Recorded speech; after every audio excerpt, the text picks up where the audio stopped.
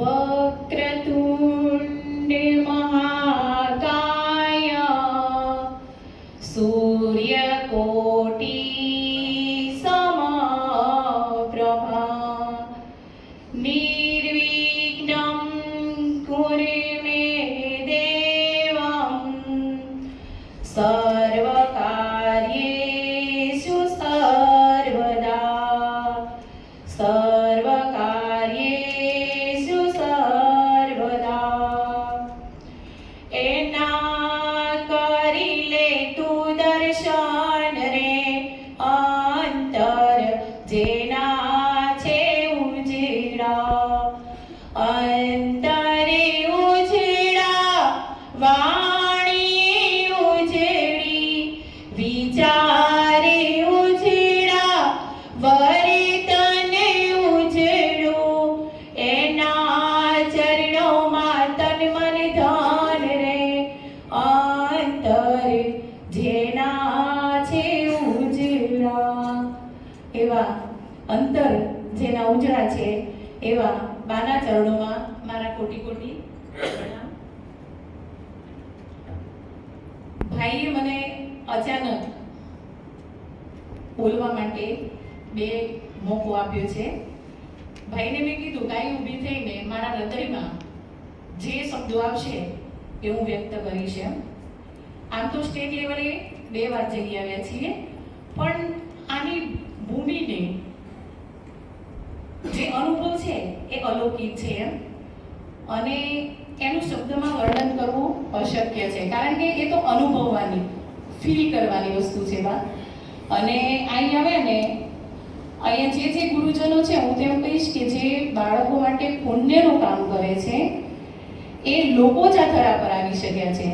પુણ્યનું કામ હું એને કહીશ કે માણસના મૃત્યુ પછી જે કર્મ જીવંત રહે છે એને પુણ્યનું કાર્ય કહેવાય। અને આવું સરસ મજાનું પુણ્યનું કાર્ય લઈ અને આપણે બધા આવ્યા છીએ। આની ધરા ઉપર કાલબા પગ મૂકતા જ આમ અલૌકિક એમ થઈ જશે એમ, બસ એક જ વાક્ય એમ થઈ જશે એમ, અને થઈ ગયું છે એમ, અને એનો અનુભવ થયો છે એમ। કોઈ પણ આની જે સ્વચ્છતા છે એ ઉડીને આંખે વળગે એવી છે એમ। મોટી ઉંમરના બા સવારમાં મોટી ઉંમરના આપણા જે વડીલો હતા એ સફાઈ કરતા હતા, એમના ચહેરા ઉપર પડે એક અલૌકિક આનંદ। જય શ્રી કૃષ્ણ, જય માતાજી। તો એક બા બોલી નહોતા શકતા, પણ એમને એમનો આમ આંખોથી અને અંતરનો ભાવ વ્યક્ત કર્યો એમ।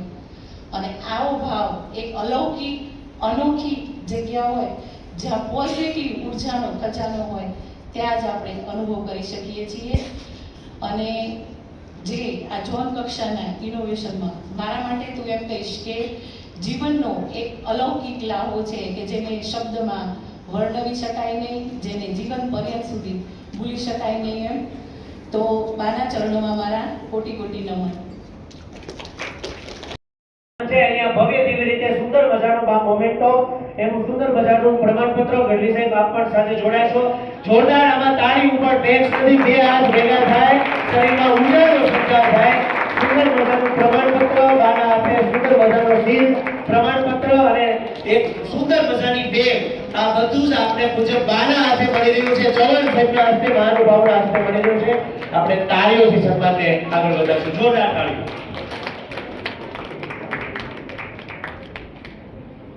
ત્યાર પછીના ક્રમે પાટણિયા અજય કુમાર હિંમતભાઈ। બોલો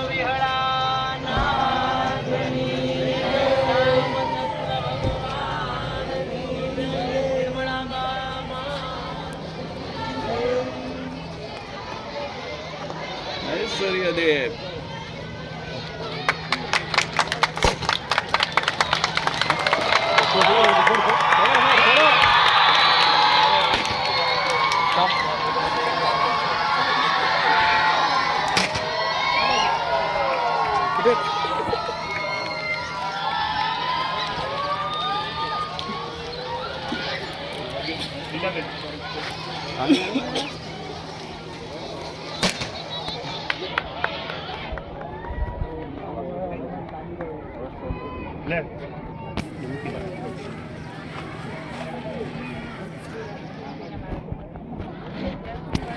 સમજતા ન આવે ત્યાં સુધી પાઠ્યપુસ્તકમાં સારી કામ થઈ શકતું નથી.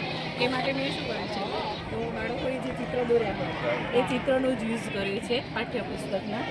અને આ છે દીકરીઓનું સ્વતંત્ર લેખન. ધોરણ 1-2 ની દીકરીઓએ મારા જન્મદિવસ નિમિત્તે મારા વિશે લખીને લખ્યું છે. એ પોતાના વિચારો લખ્યા છે. આ ધોરણ 1-2 ની દીકરીઓ છે.